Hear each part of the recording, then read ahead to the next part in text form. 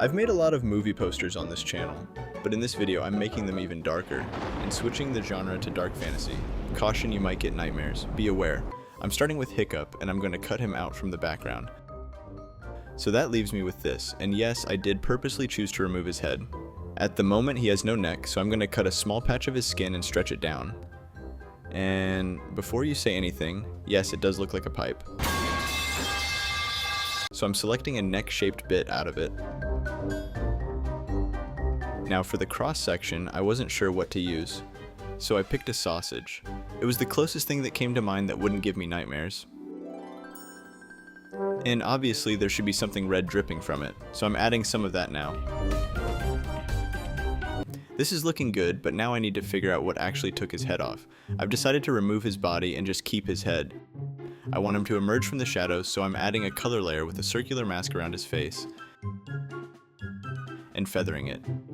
Since something's eaten Hiccup, I need to add more red, so I'm going to select all the teeth.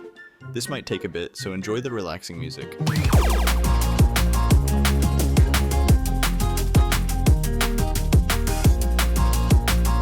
Okay, now I'm adding some red stains to the tips of the teeth. Not too much, just a bit. Next, I'm adding a gradient from the bottom, and now a nighttime filter. For the title, I'm using this font because I think it looks kind of scary.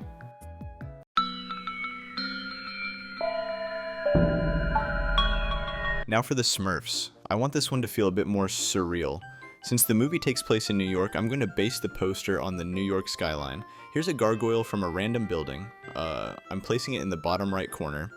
I want this to take place at night, so I'm using this night sky image. Then I lowered the exposure of the gargoyle all the way down so it's blacked out. In the film, the moon is what opens the portal that brings the Smurfs into the real world. Not this time, Gargamel. No.